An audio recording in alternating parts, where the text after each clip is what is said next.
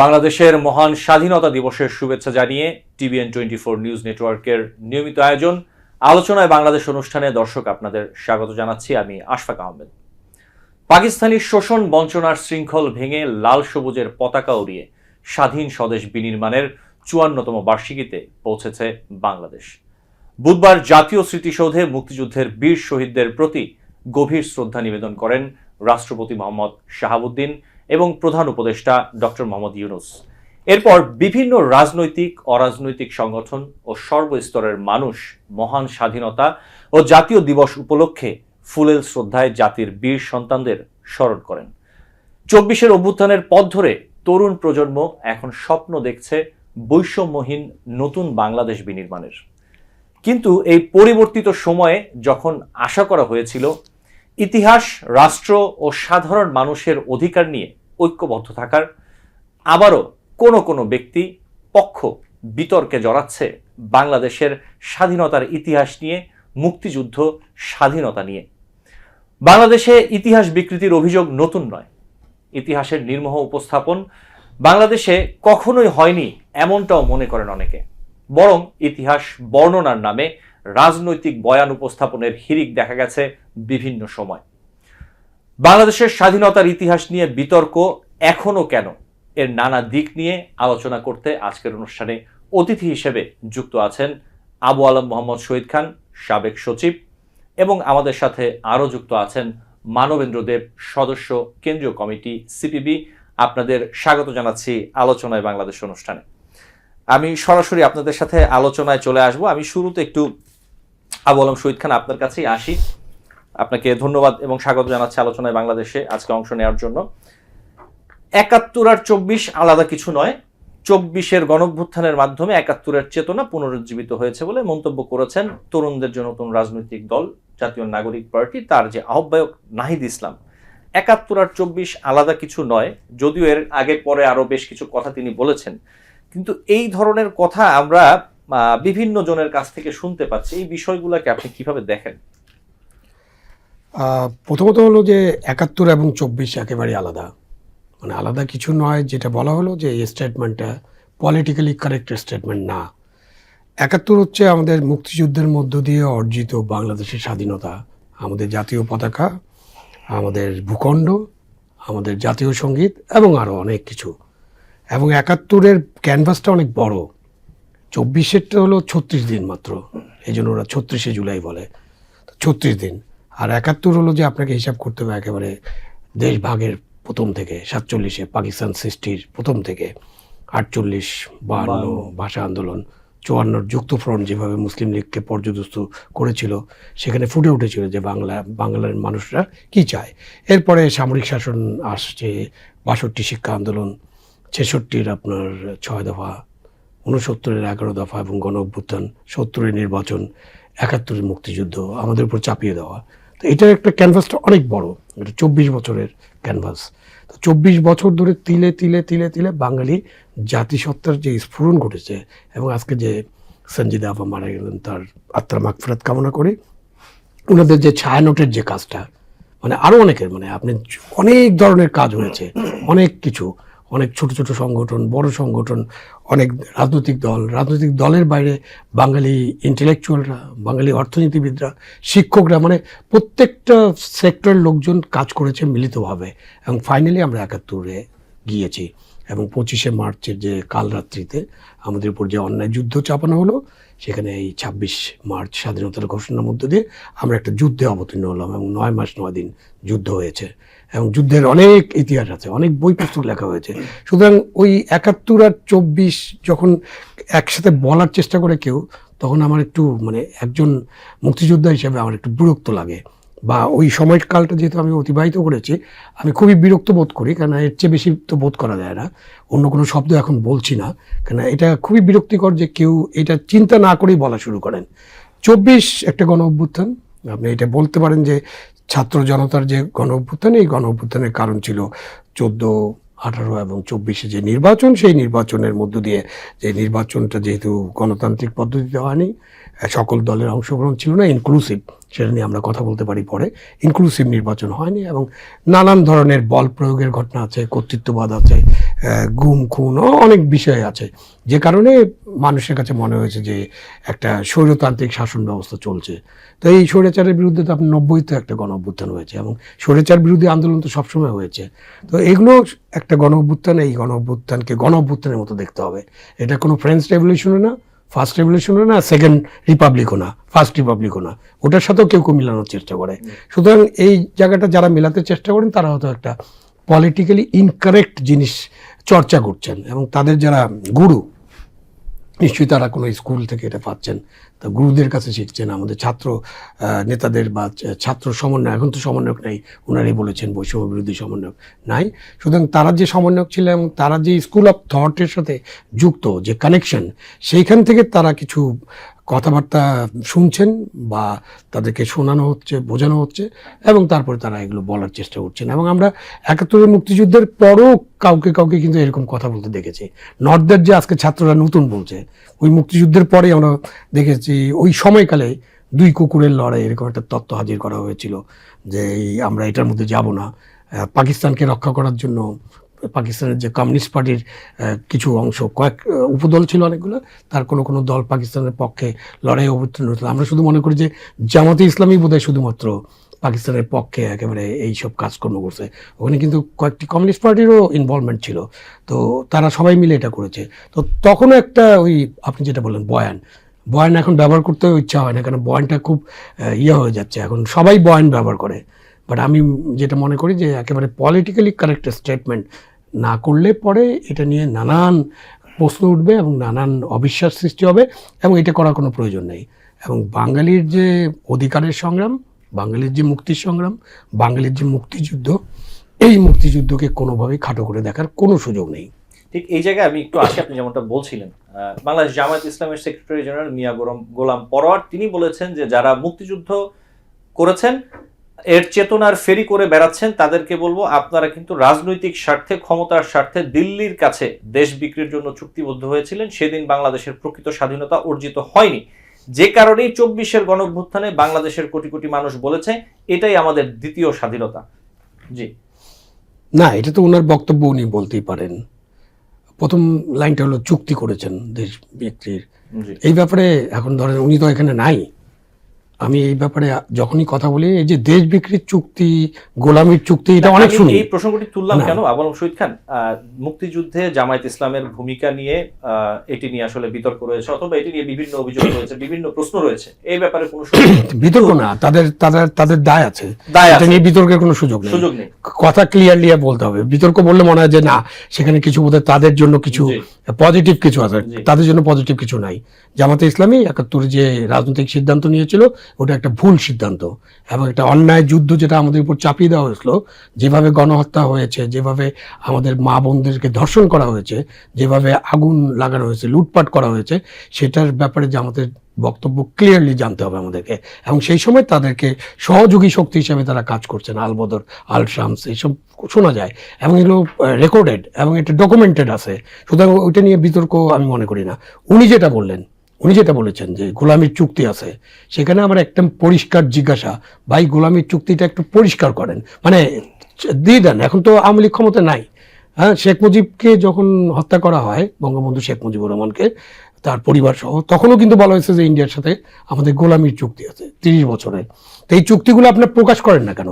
সারা জীবন ধরে এই 50-54 বছর তো আজকে শুনছি যে এই চুক্তি আছে, গোলামির চুক্তি আছে, প্রকাশ করে দেখান যে কোথায় কোথায় গোলামির চুক্তিটা ছিল। গোলাম পরোয়ারের প্রধান দায়িত্ব এবং এই সরকারেরও দায়িত্ব, যারাই এটা বলবেন তাদের দায়িত্ব হচ্ছে এই চুক্তিগুলো তো হাওয়ার মধ্যে নাই।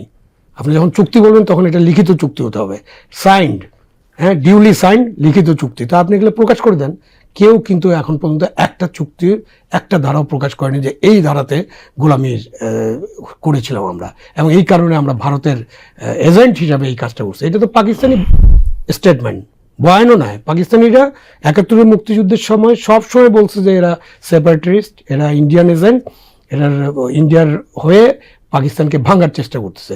ওই বক্তব্য যদি আপনি 54 বছর পরে নতুন বাংলাদেশ বলেন আর দ্বিতীয় স্বাধীনতা বলেন, এই বক্তব্য 54 বছর পরেও যদি আপনি দেন, একই অবস্থায় থাকা এবং তারপরেও তারা বাংলাদেশের রাজনীতিতে তারা বলছেন যে তারা রাষ্ট্র ক্ষমতায় আসতে চান অথবা রাষ্ট্র পরিচালনার দায়িত্ব চান, নির্বাচনী প্রচারণা সবকিছু মিলিয়ে এই যে অবস্থান, সেটাই আমি আসলে তুলে ধরছিলাম। 54 বছর পরেও যদি এই অবস্থান থাকে, তারপরেও তারা তাদের আসলে তাদের এমনি মাঝখানে গত 2-3 দিন আগে আমি দেখছিলাম যে পত্রপত্রিকায় বা কিছু একটা রিপোর্ট হয়েছিল যে জামাতে ইসলামী তাদের যে গঠনতন্ত্র আছে সেখানে কিছু পরিবর্তন আনছে। আমি জানি না ওই রিপোর্টটা কারেক্ট কিনা। তো তাদের মধ্যে আবার তারা এটাও বলছে যে স্বাধীনতা দিবসটা সুন্দর করে পালন করতে হবে, এটাও বলেছে আর কি। তো আমির একটা বলে, গোলাম পারোয়ার একটা বলে, আরেকজন একটা বলে। এইটা একটা মজার জিনিস হচ্ছে এখন বাংলাদেশে একই দল। যেমন এনসিপি তো তাই, এনসিপির সার্জিস এক ধরনের কথা বলে, এনসিপির অন্য নেতা একজনের কথা বলে, ডক্টর যারা এক ধরনের কথা বলে। তো একই দলের মধ্যে নানাবিধ কথা বললে আমাদের জন্য এটা কনফিউশন ক্রিয়েট হয়, জনগণের জন্য কনফিউশন। যা বলবেন ভাই একবারে আলোচনা করে আপনাদের উদ্দেশ্য কি, আদর্শ কি, লক্ষ্য কি, এটা পরিষ্কার করে বলেন, তাহলে সুবিধা হয়। নাহলে ওই যে কনফিউজ একটা বক্তব্য চলে আসে। আমার মনে হয় না গোলাম পরোয়ারের এই বক্তব্যটা কারেক্ট বা এটাকে অ্যাকসেপ্ট করার মতো কোনো সুযোগ আছে। আপনাকে ধন্যবাদ। আমি আসবো আবার আপনার কাছে। মানবেন্দ্র দেব, আপনার কাছে আসি একই বিষয় নিয়ে যেগুলো বলছি না, বললাম মোহাম্মদ শহীদ খান, আপনি এই ব্যাপারে কি বলবেন? আপনাকে এবং আজকে 26শে মার্চ স্বাধীনতা দিবস, এবং যারা শুনছেন প্রত্যেককেই স্বাধীনতা দিবসের শুভেচ্ছা। এবং যারা 30 লক্ষ শহীদ এবং 2 লক্ষ নির্যাতিতা, তাদের প্রত্যেকের প্রতি শ্রদ্ধা জানিয়ে শুরু করছি। এবং 30 লক্ষ বলার একটা আবার পুনরুচ্চারণের একটা কারণ হচ্ছে গিয়ে আমরা দেখলাম যে ইতিহাস নিয়েই তো আলোচনা হচ্ছিল। আমরা আমাদের টেক্সট বুকগুলো দেখলাম 5ই আগস্টের গণঅভ্যুত্থানের পরে যেই পরিবর্তিত পরিস্থিতিতে ইতিহাস কিন্তু আবার পরিবর্তিত হয়েছে। সেখানে 30 লক্ষ শহীদ মানে একদম এই পর্যন্ত আমরা শুনে এসছি, আমরা অভ্যস্ত এবং আমাদের এটা গর্বের বিষয়, একটা ন্যাশনাল প্রাইডের ইস্যু। সেখানেও কিন্তু পাঠ্যপুস্তকে 30 লক্ষ এই ওয়ার্ডটা বাদ দেওয়া হয়েছে। লেখা হয়েছে লক্ষ লক্ষ শহীদের বিনিময়ে। নাম্বার এখানে আসলে খুব বেশি ম্যাটার করে বলে আমি বিবেচনা করি না, যেখানে 30 লক্ষ 35 লক্ষ অথবা এই 800 গণঅভ্যুত্থানে 800-850 শহীদ হলো না 2000 শহীদ হলো, এই নাম্বার আসলে ম্যাটার করে না। কিন্তু যখন এটা ন্যাশনাল প্রাইডের ইস্যু হয়ে যায় এবং সেইটাকে যখন ডিস্টর্টেড করবার চেষ্টা হয়, তখন শস্যের মধ্যে ভূতের সন্ধান পাওয়া যায় আর কি। যেটা বলছিলেন যে আমি শহীদ ভাইয়ের সাথে সম্পূর্ণ একমত। মুক্তিযুদ্ধ এবং 24-এর গণঅভ্যুত্থান এই দুটাকে এক করে দেখবার আসলে কোনো সুযোগ নাই। ওইটার ক্যানভাস অনেক বড়। আমার জাতিসত্তার যে লড়াই, বোধ এবং উন্মেষ, এবং সেইখান থেকে আমার একটা স্বাধীন সার্বভৌম রাষ্ট্র হিসেবে আমার পথ চলা, এবং সেইখানে অনেক ব্যত্যয় আমরা দেখেছি। আমরা 72-এ যে সংবিধান পেলাম সেই সংবিধানের প্রকৃত অনুশীলন বা চর্চা কিন্তু আমরা দেখলাম না। এবং তারপর এই সময়ে সেই সংবিধানকে ফেসিস্ট সংবিধান বলার চেষ্টা করা হচ্ছে। এই সময় স্বাধীনতা 2.0 বলবার চেষ্টা করা হচ্ছে, বা 71-কে বাদ দিয়ে 47 থেকে আমার ল্যান্ডমার্ক ওই জায়গায় ধরার চেষ্টা করা হচ্ছে। অনেক অনেক গোলমেলে বিষয়, মানে ওই 71-কে নেগেট করার অনেক কৌশল আমরা আসলে দেখতে পাই। তার মানে 72-এর সংবিধানকে বাতিলের যে একটি দাবি বিভিন্ন জায়গা থেকে উঠছে, এর সাথে কি এর কোনো সংযোগ দেখতে পান? অবশ্যই, মানে পুরোটাই মানে একটা সম্পূর্ণ পরিকল্পনার অংশ হিসেবেই আমি মনে করি। এবং যেটা শহীদ ভাই যেটা বললেন পলিটিক্যালি ইনকারেক্ট, তা আমি তো বলি যে it's not politically incorrect, it's ill politics. একটা দুষ্ট রাজনীতি এর মধ্যে অন্তর্নিহিত আছে। সেটা হচ্ছে গিয়ে সামহাও এই 71-কে 71-কে আমাদের স্মৃতি থেকে, আমাদের জাতীয় জীবন থেকে মুছে ফেলা দেওয়ার একটা চক্রান্ত। আপনার ধরেন যে জামাতের সাধারণ সম্পাদক যেটা বলেছেন, মহাসচিব যেটা বলেছেন, এটা সে যে 71 থেকে সরে নাই, 71-এ তার যে অবস্থান সেই জায়গা থেকে যে সরে নাই, সেটা কি ভারতের সাথে মৈত্রী চুক্তির কথা বলছে, নাকি আমার 16ই ডিসেম্বরে যে আমরা যেই আত্মসমর্পণের চুক্তির মধ্য দিয়ে আমরা আমাদের স্বাধীনতা পেলাম, আমরা বিজয় পেলাম, সেটাকে দাসত্বের চুক্তি বলছে? কোনটা বলছে? অবশ্যই সেটা তাদেরকে পরিষ্কার করতে হবে। মানে অত বোকা ভাবলে জাতিকে, মানুষকে অত বোকা ভাবলে তো আর চলবে না। এখন এখানে তাকে সেই জায়গাটা পরিষ্কার করতে হবে। এখন আওয়ামী লীগের নিষিদ্ধের দাবি করছে, ফ্যাসিস্টদের নিষিদ্ধের দাবি করছে গণহত্যার অভিযোগে, এবং সেই একই অভিযোগ আরও ব্রডার স্কেলে কিন্তু তার বেলায় প্রযোজ্য। সুতরাং আপনি কারেক্টলি শহীদ ভাইকে সেই প্রশ্নটা করেছেন যে মুক্তিযুদ্ধকে অস্বীকার করে ওই গণহত্যায় বা ওই বর্বরচিত গণহত্যায় অংশগ্রহণ করে তার কি বাংলাদেশের রাজনীতি করবার অধিকার আছে কিনা, সেইটা কিন্তু একটা বড় প্রশ্ন। সেটাকে অ্যাভয়েড করার আসলে কোনো সুযোগ নেই। এবং কারেক্টলি বলছেন শহীদ ভাই যে আমাদেরকে এখনকার জেনারেশন যেরকম বলে লাউড অ্যান্ড ক্লিয়ার, আমাদেরকে লাউড অ্যান্ড ক্লিয়ার মানে এই অবস্থানটা দিতে হবে, মুক্তিযুদ্ধের সাথে, মুক্তিযুদ্ধের রাজনীতির সাথে কোনো কম্প্রোমাইজ করে এই দেশে কিছু করা সম্ভব না, হতে দেয়া হবে না। এই অবস্থানটুকুন মানে আমার দেশের প্রত্যেকটি নাগরিককে এই জায়গায় তার অবস্থানটা পরিষ্কার করতে হবে। এবং যারা এখান থেকে পানি ঘোলা করে আসলে মাছ শিকার করবার চেষ্টা করছেন, এটা জামাত হোক, এটা এনসিপি হোক, মানে কোন জায়গায় যেন তাদের আলোচনাগুলোর সাথে সেই মিল খুঁজে পাই, তারা কেমন করে মানে একে অপরের পরিপূরক হয়ে উঠছেন এবং লক্ষ্যটা মানে অভিন্ন। সেই লক্ষ্যটা হচ্ছে গিয়ে কে ক্ষমতায় যাবে বা যাবে না ইস্যু না, ইস্যুটা হচ্ছে গিয়ে কোন রাজনীতিটা বাংলাদেশে এস্টাবলিশড হবে, প্রতিষ্ঠিত হবে সেইটা। সুতরাং সেই জায়গায় মানে যে বাংলাদেশের জনগণ সেই জায়গায় অবস্থান গ্রহণ করতে কখনো ভুল করে নেই, সামনের দিনও ভুল করবে না। এই 26শে মার্চ কোনো প্রয়োজন ছিল না সরকারের উপযাচক হয়ে হচ্ছে বঙ্গবন্ধু এভিনিউর নাম পরিবর্তন করবার। বঙ্গবন্ধু এবং আবরারকে একসাথে মিলিয়ে, মানে আবরারের সাথেও তো মানুষের ছাত্রদের সেন্টিমেন্ট ছিল, তো সুতরাং এটা দিয়ে ওইটাকে ক্রস করবার কোনো প্রয়োজন কিন্তু ছিল না। সুতরাং সরকার এই জায়গায় যে পক্ষপাতিত্ব করছে সেই জায়গাটিও কিন্তু পরিষ্কার হচ্ছে। সুতরাং সেই জায়গায় মানুষকেই আসলে অবস্থান, এবং যারা মুক্তিযুদ্ধকে ধারণ করে, মুক্তিযুদ্ধের যে রাজনীতি সেই রাজনীতিকে ধারণ করে, তাদেরকে কিন্তু এর জবাব দিতে হবে। এবং আমি যারা এই রকমের ইল পলিটিক্স, ইনকারেক্ট বলবো না, আমি একদম বলবো যে ইল পলিটিক্স যারা প্লে করবার চেষ্টা করছে, তাদের ভবিষ্যৎটা আসলে এই দেশে, এই মুক্তিযুদ্ধের বাংলাদেশে তাদের ভবিষ্যৎটা সুখকর বা স্বাস্থ্যকর আমি বিবেচনা করি না। জি, বারমাদুতে যদি আমি বলি যে বদরুদ্দিন ওমর, বামপন্থী গবেষক ও তাত্ত্বিক বদরুদ্দিন ওমর, তিনি প্রথম আলোকে একটি সাক্ষাৎকার দিয়েছেন। সেখানকার একটি অংশ আমি একটু তুলে ধরছি, আপনি জানেন নিশ্চয়ই বিষয়টি। সেটি হচ্ছে যে বাংলাদেশের মুক্তিযুদ্ধে বামপন্থীরা নেতৃত্ব স্থানীয় ভূমিকা রাখতে পারলেন না কেন, এমন একটি প্রশ্ন ওনার কাছে রাখা হয়েছিল। তিনি বলেছেন যে এর প্রধান কারণ তারা প্রকৃতপক্ষে বামপন্থী ছিলেন না। অনেকে সম্মান করে এখানকার দক্ষিণপন্থী লোকেরা তাদের বামপন্থী বলতেন। জি, কি বলবেন এই ব্যাপারে? ধন্যবাদ। মানে আমাদের খুবই সম্মানীয় ব্যক্তিত্ব কমরেড বদরুদ্দিন ওমর, উনি যতটুকু না অ্যাক্টিভিস্ট তার চাইতে বা রাজনৈতিক কর্মী, তার চাইতে অনেক বড় মাপের একজন রাজনৈতিক তাত্ত্বিক, মানে সেইভাবেই আমরা বিবেচনা করি। এবং এটা তার বিশ্লেষণ এবং বিবেচনা। এবং সেই জায়গায় উনি ওই সময় যেই পার্টিটা করতেন, পূর্ব বাংলার কমিউনিস্ট পার্টি, তো সুতরাং সেই জায়গায় আমি তার সাক্ষাৎকারটি পড়েছি এবং সেখানে তার পার্টির ওই বিষয়টুকুন নিয়ে যেটুকুন আসলে শহীদ ভাই বলবার চেষ্টা করেছেন। তো কমিউনিস্ট পার্টি বলতে মানে বাংলাদেশের মানুষ বাংলাদেশের কমিউনিস্ট পার্টিকে বোঝায়, কিন্তু তাহলে সেই ক্ষেত্রে একটু কনফিউশনের সুযোগ থেকে যায়।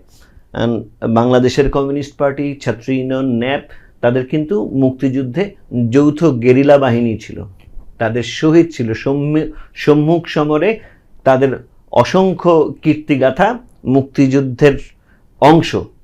তো সুতরাং এইটাকে মিলায় ফেলার আসলে সুযোগ নাই। এখন ওমর ভাই কাকে বামপন্থী বলবে, কাকে বামপন্থী বলবে না, তার ওইটা স্কেল কি, এটা তো আসলে তার বিবেচনা। তো কিন্তু এখানে বাংলাদেশের কমিউনিস্ট পার্টি, ছাত্র ইউনিয়ন এবং ন্যাপ, এই তিনটার গেরিলা বাহিনী ছিল, বা একদম যেটা হচ্ছে গিয়ে শহীদ ভাই বলেছেন একদম 48 থেকে যে রাষ্ট্রভাষা বাংলা চাই থেকে শুরু করে একদম মুক্তিযুদ্ধ পর্যন্ত প্রত্যেকটি সংগ্রামে ছাত্র ইউনিয়ন এবং তৎকালীন যে গোপন কমিউনিস্ট পার্টি, নিষিদ্ধ ঘোষিত কমিউনিস্ট পার্টি, তার একটা মানে উজ্জ্বল ভূমিকা, অনবদ্য ভূমিকা আছে। এবং সেটা ছাড়া আসলে এই জাতিসত্তার যে লড়াই, যে ছায়ানটের কথা বললেন, জাস্ট 30 সেকেন্ড, যে ছায়ানট আন্দোলনের কথা বলেছেন বা ৬২ শিক্ষা আন্দোলনের কথা বলেছেন, এই সবগুলাই কিন্তু বামপন্থীদের একদম সরব এবং সক্রিয় প্রয়াস, এবং সেইটাই কিন্তু বাংলাদেশকে মুক্তিযুদ্ধের এই লড়াইয়ের দিকে নিয়ে এসছে। সুতরাং এইটা নিয়ে আসলে ওটা তার বক্তব্য আসলে উনি ডিফেন্ড করবেন কিভাবে, আমরা আমাদের অবস্থানটুকু স্পষ্ট করতে পারি। ধন্যবাদ। আমরা আরো বেশ কিছু বিষয় নিয়ে আলোচনা করব। দর্শক, আলোচনায় বাংলাদেশ অনুষ্ঠানে নিচ্ছি ছোট্ট একটি বিরতি, সাথে থাকবেন।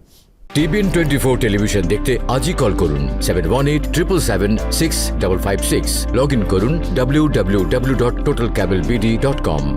দর্শক, আলোচনায় বাংলাদেশ অনুষ্ঠানে আপনাদের আবারও স্বাগত জানাচ্ছি। আমাদের সাথে আছেন দুজন অতিথি। আমি সরাসরি প্রশ্নে চলে যাব। বিরতির পর আমি একটু আবু আলম মোহাম্মদ শহীদ খান আপনার কাছে আসি। যে বিষয়টি নিয়ে আমরা যদি দেখি, একটু কিছুদিন আগেই, খুব বেশি আগের কথা না, 16ই ডিসেম্বর বিজয় দিবস মানেন না একটি রাজনৈতিক দলের একজন নেতা এমন বক্তব্য দিয়েছিলেন। পরবর্তীতে এর বিভিন্ন ব্যাখ্যাও তিনি দিয়েছেন।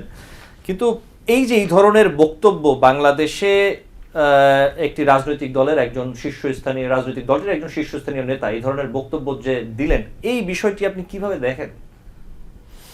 এটা তো রাষ্ট্রদ্রোহিতা বলতে হবে।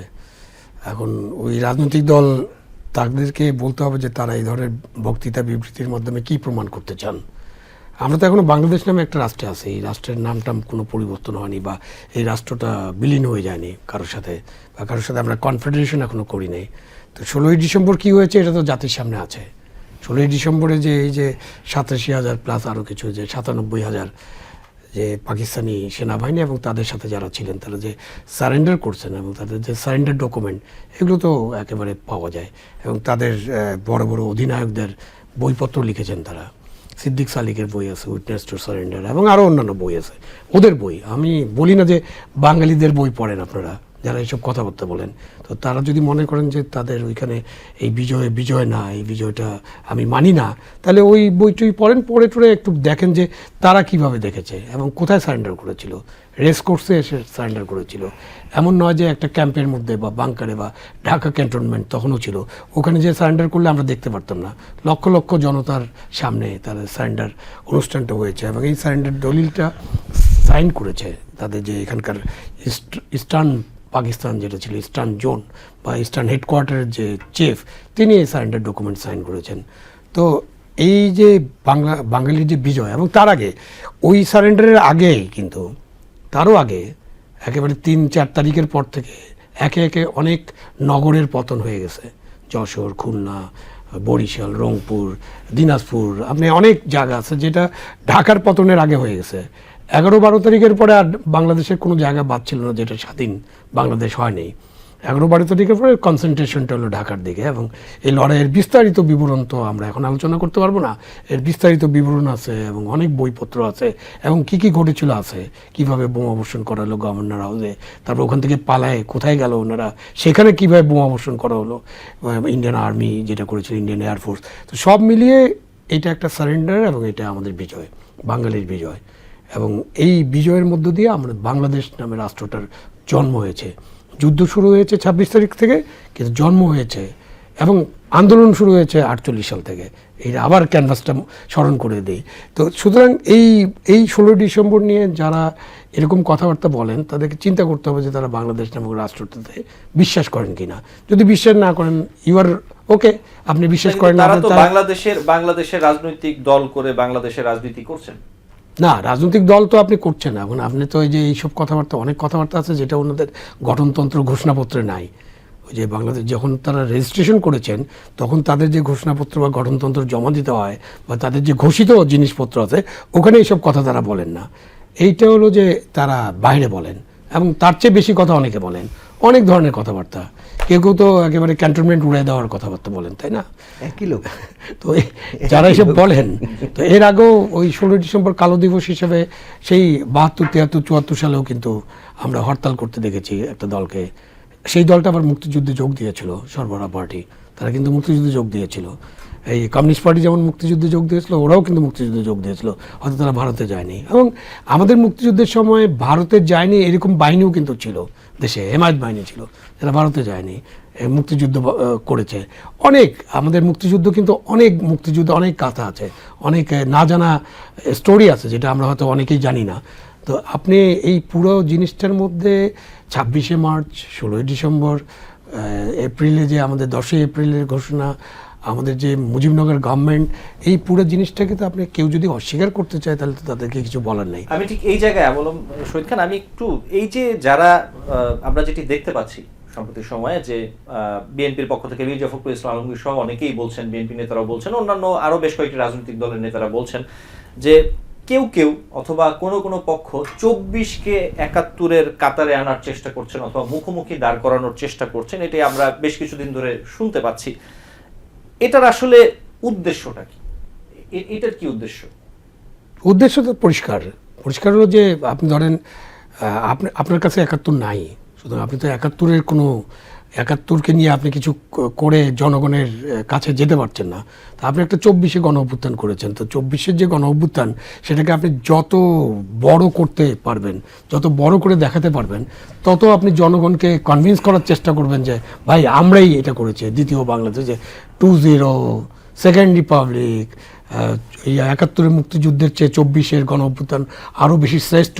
এগুলো হলো এক ধরনের প্রচারণা এবং এক ধরনের মাইলেজ নেওয়ার ব্যাপার। আমি নতুন দল করব, নতুন দলের কাছে 71-এর মুক্তিযুদ্ধ তো সেই দলের তখন জন্ম হয়নি। তা আমি যদি 24শের গণ অভ্যুত্থানের মধ্য দিয়ে যে নতুন দলটা জন্মগ্রহণ করবে, সেই নতুন দলের তো পুঁজিটা কি, ক্যাপিটালটাই। কৌশলগতভাবেও যদি আমরা চিন্তা করি যে নির্বাচন, ভোটের হিসাব, বাংলাদেশের বাস্তবতায় এই ধরনের, এটা যদি কোনো কৌশলও হয়ে থাকে, ধরে নিলাম যদি রাজনৈতিক কৌশলও হয়ে থাকে, আদর্শিক জায়গা হতে পারে, কৌশল হতে পারে, যেটাই হোক, এই ক্ষেত্রে এটা কি কার্যকরী কোনো কৌশল বলে আপনি মনে করেন বাংলাদেশের ভোটের মাঠে অথবা রাজনীতিতে? এটি কোনো সুফল বয়ে আনবে কোনো রাজনৈতিক দল, কোনো ব্যক্তির জন্য? আমার কাছে মানে ব্যক্তিগত কোশ্চেনের উত্তরে আমি বলতে পারি একজন নাগরিক হিসেবে যে এই কৌশলটা আসলে কার্যকর কোনো ফলাফল বয়ে আনবে না। আপনি যদি আমরা একটা হিসাবে যাই, যদি আমরা 1970-র যে ভোট যদি দেখি, তাহলে ওই সময় কিন্তু ওই এত বড় গণ অভ্যুত্থানের পরে, বাঙালি জাতির এত জাগরণের পরে কিন্তু 25% ভোট নৌকার এগেনস্টে ছিল এবং তারা কিন্তু বাংলাদেশের স্বাধীনতা চায়নি। সো ওই 20% ভোটার্স, ওরা তো বাঙালি ভোটার, অন্য দেশের ভোটার না। সো ওরা তো বাংলাদেশই ছিল এবং ওরা তাদের কাজকর্ম তারা কখনোই হয়তো বাংলাদেশের অস্তিত্ব কেউ হয়তো মেনে নিয়েছে, আর কেউ রাজনৈতিকভাবে যারা মেনে নেয়নি তারা কিন্তু অ্যাক্টিভ আছে। সুতরাং তাদের একটা সাপোর্ট বেজ আছে, সেখানে তারা কাজ করতে চায় এবং এটাকে তারা বিস্তৃত করতে চায়। এই কারণে তারা অনেক কিছু নিয়েই কথাবার্তা বলবে এবং সেখানে কতদূর জনগণ অ্যাকসেপ্ট করবে সেটা তো জনগণের কাছে ছেড়ে দিতে হবে।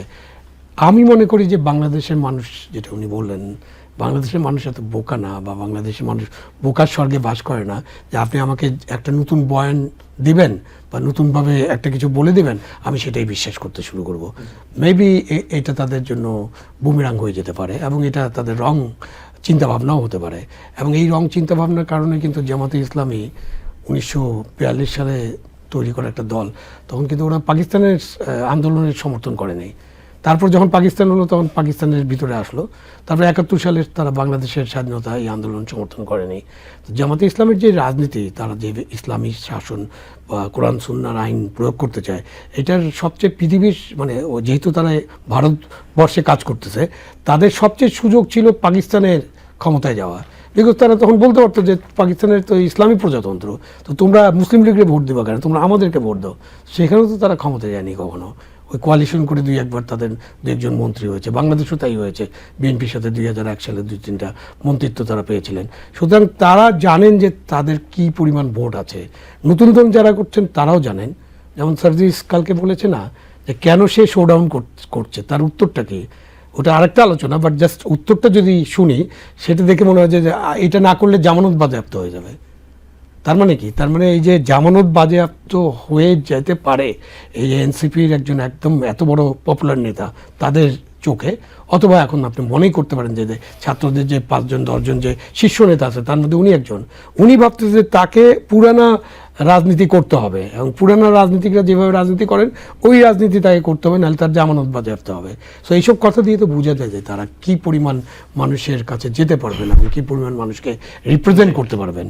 জি, আমি আসবো আবার আপনার কাছে নিশ্চয়ই সময় পেলে। মানবেন্দ্রদেব, আমি একটু আসি, কিছু বিশ্ববিদ্যালয়ের ভবন স্থাপনার নাম পরিবর্তন নিয়ে কিন্তু জনমনে প্রশ্ন তৈরি হয়েছে। যেমন খুলনা বিশ্ববিদ্যালয় থেকে বাদ পড়েছে প্রখ্যাত রসায়নবিদ ও শিক্ষক আচার্য প্রফুল্ল চন্দ্র রায়, পদার্থবিজ্ঞানী ও শিক্ষক সতেন্দ্র বসু, কবি জীবনানন্দ দাশ, পদার্থবিদ ও জীববিজ্ঞানী জগদীশ চন্দ্র বসুর মতো মনীষীদের নাম। অন্যদিকে ইসলামী বিশ্ববিদ্যালয়ে বঙ্গবন্ধু হলের নাম এখন শাহ আজিজুর রহমান হল, এবং আরও কিছু পরিবর্তন আছে, আসলে বেশ কিছু পরিবর্তন আছে। আমি একটু যোগ করি, মুক্তিযুদ্ধে নেতৃত্বদানকারী বঙ্গবন্ধু শেখ মুজিবুর রহমান, সৈয়দ নজরুল ইসলাম, তাজউদ্দিন ইসলাম সহ 70-এর নির্বাচনে বিজয়ী 4 শতাধিক রাজনীতিবিদের বীর মুক্তিযোদ্ধার স্বীকৃতি থাকছে না, যেটা আমরা দেখতে পেলাম। তাদের পরিচয় হতে যাচ্ছে মুক্তিযুদ্ধের সহযোগী। এই যে বিষয়গুলো আপনি কি বলবেন মানবেন্দ্রদেব? সেটা হচ্ছে, ধরেন যে আচার্য প্রফুল্লচন্দ্র রায়, সত্যেন বোস বা এনারা বরাবরই বাংলাদেশে আপনার এই সাম্প্রদায়িক দৃষ্টিভঙ্গিতে তাদেরকে বিচার করা হয়েছে। আমরা কিন্তু এর আগেও গত সরকারের সময়েও একবার আমরা দেখেছি যে পাঠ্যপুস্তক থেকে এই রবীন্দ্রনাথ সহ বিভিন্ন এরকম সত্যেন বোস বা এরকম সত্যেন সেন, রণেশ দাশগুপ্ত, এদের অনেকের লেখা বাদ দেয়া হলো। সেটা একদম পুরোপুরি কমপ্লিট একটা সাম্প্রদায়িক বিবেচনা থেকে। এবং এই সময়েও বলতেছে যে নতুন বাংলাদেশ, গণতান্ত্রিক বাংলাদেশ বা নতুন স্বাধীনতা বা নতুন বন্দোবস্ত, সেই জায়গায়ও এই দৃষ্টিভঙ্গির কিন্তু কোনো পরিবর্তন হয়নি। তারা একজন, তাদেরকে দেখা হচ্ছে সেই সাম্প্রদায়িক দৃষ্টিভঙ্গি থেকেই, যেটা আসলে মুক্তিযুদ্ধের সাথে কোনোভাবেই যায় না। তো এবং সেটা খুবই হাস্যকর বিষয়, এবং সেটা কিন্তু আসলে খুলনা বিশ্ববিদ্যালয়ের ছাত্রছাত্রীরা মেনে নেয় নাই। আর শাহ আজিজুর রহমান একজন কুখ্যাত রাজাকার, পরবর্তীতে আবার মানে এটাই তো বাংলাদেশ, যেই কারণে বারবার আসলে ক্ষোভ, বিক্ষোভ এবং অভ্যুত্থান হয় যে উনি বাংলাদেশ রাষ্ট্রের, গণপ্রজাতন্ত্রী বাংলাদেশের প্রধানমন্ত্রীও হয়েছিলেন। যাই হোক, তার নামে, এবং সেটা কিন্তু কুষ্টিয়া বিশ্ববিদ্যালয়ের মানে সাধারণ ছাত্রছাত্রীরা এবং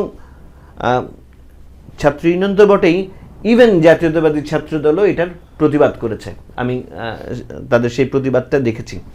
এবং তারা আসলে কি করতে চায়? আপনি বললেন না যে লক্ষ্য উদ্দেশ্য কি, যে 71 আর 24-কে দাঁড় করানোর, এটা কি স্ট্র্যাটেজিক? সুদ ভাই বললেন যে যেহেতু 71-এ তাদের স্টেক নাই। আমি তো বলবো যে একদম পলিটিক্যাল, মানে কারো তো আসলে ফিজিক্যাল স্টেক থাকার দরকার না সব সময়, মানে ফিলোসফিক্যালি বা পলিটিক্যালি সেই স্টেক থাকতে পারে। কারণ আমাদের তো মুক্তিযুদ্ধের সময় জন্ম হয়নি, কিন্তু আমরা তো মুক্তিযুদ্ধের স্টেককে ওন করি, মুক্তিযুদ্ধকে ওন করি এবং মুক্তিযুদ্ধের স্টেক হোল্ডার। মানে আমার পরিবারের লোকজনের বিবেচনায় শুধু বলছি না, আমি রাজনৈতিকভাবেই এটাকে ওন করি। তো এবং এদের মধ্যে কারো কারো ইস্যু হচ্ছে গিয়ে 71টাকে ভুলিয়ে দিতে পারলে, কারণ জমাতের এইখানকার যে 20-25% যে নার্সারি কর যে ইস্যু, সেখানে এটা আর বাড়ে না কেন? ওর সিট 3 থেকে 10 বা ওই 3 থেকে 7%-এর বেশি ভোট বাড়ে না কেন? কারণ তার একটা বড় অবস্টাকেলের জায়গা হচ্ছে গিয়ে মুক্তিযুদ্ধে তার অবস্থান। এবং এই জায়গায় যে সরকার এই হলগুলোর নামকরণ করা থেকে শুরু করে, আমি একটা রাস্তার নামকরণ আজকের দিনে করার কথা থেকে শুরু করে, তারা যেই বিষয়টাকে দাঁড় করাচ্ছে সেটা যে এই 71 এবং 24-কে মুখোমুখি দাঁড় করিয়ে তারা যদি ভাবে যে তারা খুব বেশি গেইন করে ফেলবে, আমি তো বলবো যে 24-এর যেই স্পিরিট, 24-এর যেই গ্ল্যামার বা প্রাইড, সেইটাকেই তারা আসলে বিনষ্ট করতেছে। কারণ 71-কে আপনি বাংলাদেশ থেকে মুছে ফেলতে পারবেন না, কারণ 71 মুছে গেলে বাংলাদেশটা মুছে যায়। এবং সেখানে যে 90 বা 24 বা 7, যেটাকেই আপনি মুক্তিযুদ্ধের মুখোমুখি দাঁড় করাবেন, সেটাতে কিন্তু তার মানে গ্লানিটা মুক্তিযুদ্ধের হয় না, গ্লানিটা 71-এর হয় না, গ্লানিটা মানে সেই প্রাইডটা আসলে 24-এর প্রাইড। এবং যারা এই কাজগুলো করছে তারা 24-এর যে স্পিরিট, 24-এর গণঅভ্যুত্থানের যে স্পিরিট, তার সাথে এক ধরনের প্রতারণা করছে এবং তার প্রাইডকে নামিয়ে আনছে। এইটা হচ্ছে কি আমার বিবেচনা। আর হচ্ছে কি যে ইস্যুসগুলো, এবং এটা তো আসলে সেই আপনি ব্যারিস্টার ফুয়াদের কথা বলছেন, একদম কমপ্লিট রাষ্ট্রদ্রোহিতা। আপনি সরকারের বিরোধিতা করবেন, সরকারের পলিসির বিরোধিতা করবেন, আপনি ক্ষমতায় যাবেন, একটা রাজনৈতিক দল হতেই পারে, মানে সেটাই আপনার কর্তব্য, কিন্তু আপনি রাষ্ট্রকে অস্বীকার করছেন। আপনি ক্যান্টনমেন্ট উড়াই দেবেন, আপনি হচ্ছে গিয়ে অমুক উড়াই দেবেন, আপনি হচ্ছে গিয়ে 16 ডিসেম্বর বিজয় দিবস মানেন না, তাহলে এটা কমপ্লিট রাষ্ট্রদ্রোহিতা। তার বিরুদ্ধে রাষ্ট্রদ্রোহিতার মামলা হওয়া উচিত, এবং ওই পার্টি যদি ওইটা ওন করে তাহলে সেই পার্টিকেও ব্যান করা উচিত। এবং এই স্ট্যান্ডটা যখন না নেয় যে কোনো সরকার, তাহলে বুঝতে হবে যে ওই যে প্রথমেই বলছিলাম যে শস্যের মধ্যে ভূত, তখন হচ্ছে গিয়ে এই সরকার নিয়েও কনফিউশন তৈরি হয়। সুতরাং এটা সরকারের দায়িত্ব যে এই জায়গা থেকে কনফিউশন দূর করে, মানে মুক্তিযুদ্ধ ওই জায়গায় হাত দেওয়ার চিন্তাটিও না করে 24-এর যে স্পিরিট, 24-এর যে আকাঙ্ক্ষা, সেই জন আকাঙ্ক্ষা, সেইটাকে আগায় নিয়ে যাওয়ার জন্য যত দ্রুত সম্ভব, মানে এরকম আশপাশে না ঘুরে, ওই মুক্তিযুদ্ধকে বিতর্কিত করবার চেষ্টা না করে, 24-কে বিতর্কিত করবার চেষ্টা না করে, 24-এর যে স্পিরিট, যে আকাঙ্ক্ষা, যেটা হচ্ছে শহীদ ভাই বলছিলেন যে আমরা 14, 18, 24 আমরা ভোট দিতে পারি নাই, আমরা প্রতারিত হয়েছি, তো সেই জায়গায় যে গণতন্ত্রের যে আকাঙ্ক্ষা সেটাকে নিশ্চিত করা, একটা দ্রুততম সময়ের মধ্যে কিছু নির্বাচনী সংস্কার করে যাতে ওই আগামী নির্বাচন ওই রকম না হয়, তার বন্দোবস্ত করে একটা ইলেকশন দিয়ে জনগণকে সিদ্ধান্ত নেওয়ার সুযোগ দেওয়া।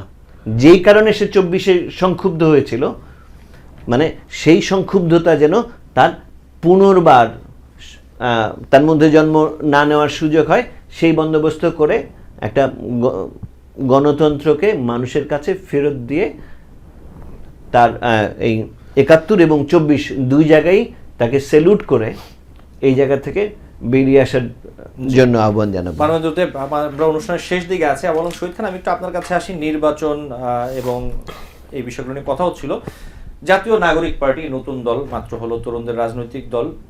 নতুন দলে কি কোনো পুরনো প্রবণতা দেখতে পাচ্ছেন? পুরনো রাজনৈতিক দলগুলোর মতো কিছু প্রবণতা? না, একটু আগেই তো বললাম যে নতুন দলে পুরনো প্রবণতা। সার্জিস তার যে কাজ, যে 100 গাড়ি বহর নিয়ে সে যে কাজটা করলো, এটা পুরনো, মানে পুরনো রাজনৈতিক প্রবণতা এটা আছে।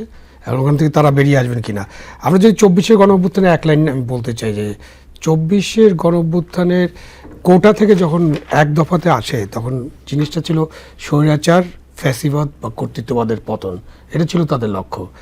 এবং তখন কিন্তু তাদের এই যে কথাগুলো আলোচনা করতেছে, 16 ডিসেম্বর মানি না, এই কনস্টিটিউশন রিরাইট করতে হবে, 71 মানি না, এসব কিন্তু ঘুণাক্ষরে উচ্চারিত হয়নি। কি উচ্চারিত হয়েছে আপনি দেখেন, শহীদ মিনারে কি হচ্ছিল, সেখানে গণসঙ্গীত হচ্ছিল, আপনার দেশাত্মবোধক গান হচ্ছিল, সকল দেশের সেরা বাংলাদেশ, এবং প্রত্যেকটা মিছিলে কিন্তু লাল সবুজ পতাকা ছিল। প্রত্যেকটা মিছিলের অগ্রভাগে নারীদের অংশগ্রহণ ছিল, তরুণীদের অংশগ্রহণ ছিল। এখন কি হচ্ছে যে এখন আমি সব কিছু কিন্তু ওই শুধু মুছে ফেলার জন্য আমি ওই নারীদেরকে তো অলরেডি ডিলিট করে ফেলেছি আমাদের ইয়া থেকে। আমরা এখন পতাকাও ডিলিট করতে চাচ্ছি, আমরা এখন দেশাত্মবোধক গানগুলোকেও ডিলিট করে দিতে চাচ্ছি। তো পুরোটার তো একটা কি, আপনি মনের ভিতরে একরকম ছিল, এখন একরকম করছেন, এরকম মনে করার তো যথেষ্ট কারণ আছে। তো ইসলামিক ভাষায় যদি বলে, এটা তো এক ধরনের মুনাফেকি। মানে আপনি আমাদেরকে যা বলেছেন, মানুষকে যা বলেছেন, যারা এই আন্দোলনে অংশগ্রহণ করেছে তাদের যে বিশ্বাসটা অর্জন করেছিলেন, সেই বিশ্বাসটা কিন্তু বাংলাদেশের বিশ্বাস নিয়ে করছে না। বাংলাদেশ যেহেতু আমাদের মুক্তিযুদ্ধের স্বপ্ন বাস্তবায়িত হয়নি, আমাদের অধরা স্বপ্নগুলো আমরা বাস্তবায়ন করতে চাই। আমরা গণতন্ত্র চাই, আমরা অসাম্প্রদায়িক বাংলাদেশ চাই, আমরা মানবিক বাংলাদেশ চাই, আমরা একটা বৈষম্যহীন বাংলাদেশ চাই। এগুলো তো মুক্তিযুদ্ধের স্বপ্ন, সেই স্বপ্ন পূরণ হয়নি, সেগুলোই আমরা চেয়েছি। কিন্তু এখন এসে আপনি 16 ডিসেম্বর মানি না, সংবিধান মানি না, এই যে এসব করছেন, এটা কিন্তু এক ধরনের প্রতারণা। এই প্রতারণার বিষয়ে কিন্তু তাদেরকে জবাবদিহি করতে হবে, অথবা তাদেরকে বেরিয়ে আসতে হবে। এটা তারা করতে পারেন না। জি, আপনাকে অনেক ধন্যবাদ, এবং মানবেন্দ্র দেব আপনাকে আন্তরিকভাবে ধন্যবাদ জানাচ্ছি। আমাদের আজকে সময় শেষ। নিশ্চয় অন্য কোনো দিন আপনাদের সাথে আরো বিভিন্ন বিষয় নিয়ে আলোচনা হবে। দর্শক, আলোচনায় বাংলাদেশ অনুষ্ঠানে আজ এই পর্যন্তই। পরবর্তী অনুষ্ঠান দেখার আমন্ত্রণ জানিয়ে বিদায় নিচ্ছি।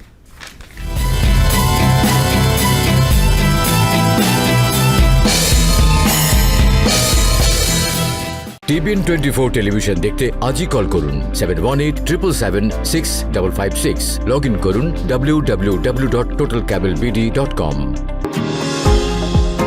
নিউ ইয়র্ক থেকে সম্প্রচারিত টিভিএন 24 টেলিভিশন বিশ্বজুড়ে বাঙালির কণ্ঠস্বর।